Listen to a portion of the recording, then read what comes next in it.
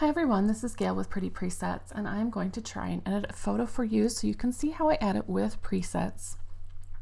This is an image that I took yesterday, and I've already edited one in this series. I thought I would start from scratch with another so that you can see this is kind of what we're going for, okay?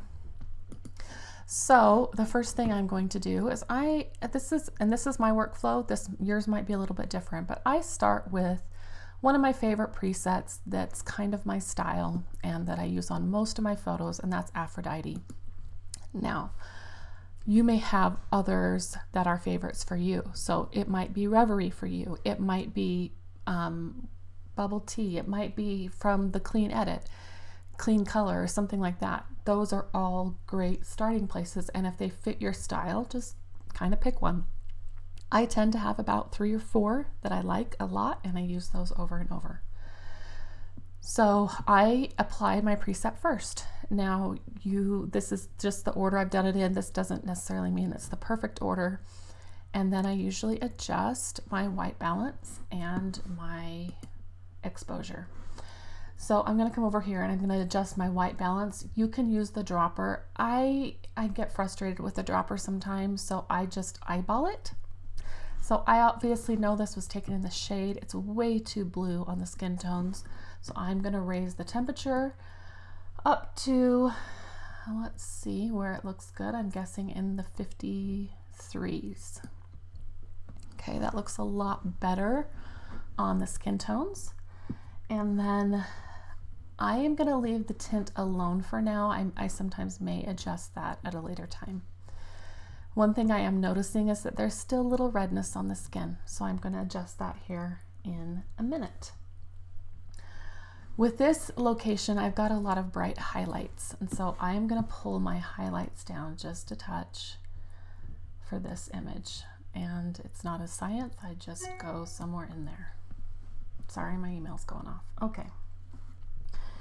The next thing I am going to do is add one of my center light presets, and I use these on a lot of my portraits. A lot of our collections have these. So the baby collection has it, the Clean Edit Portrait Workflow has them. I believe that Sugar and Spice has a soft center light. I think Bomb Pot does. So there are several of our collections that have this. I've just got my Pretty Portrait toolkit open, so I'm going to come down here and I'm going to choose soft center light neutral.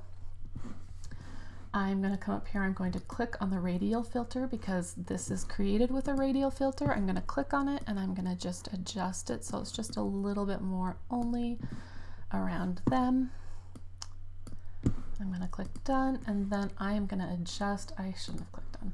I'm going to come over here and adjust that filter again.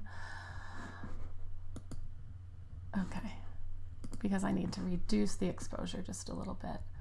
I turn my overlay off and on. Right now it's on. I can turn it off. You can just tap the O key to turn it off. And I'm just going to bring down the exposure a little bit. And I still want it a little bit warmer, so I'm going to bump up the warmth on just them. I don't know, maybe somewhere in there. Okay, so the next thing I would like to do here is I'm going to do a few brushes.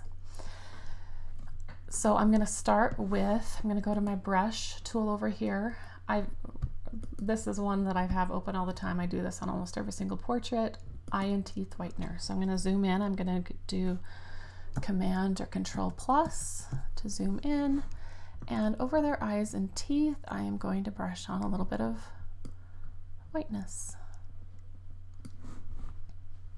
Not a ton. Sometimes I adjust this, but I just brushed on a lot. Now, I also like the little pop it gives the eyes if I add it a little bit over the white. And usually this is just like a little one click on the inside and outside of the eyes. Okay.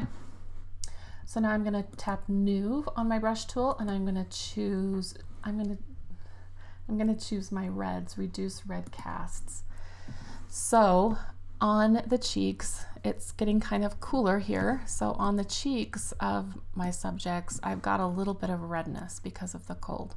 So I'm just gonna brush over a little bit of and this, you can adjust how much redness is reduced from this. On Mom, I'm just gonna do it right here.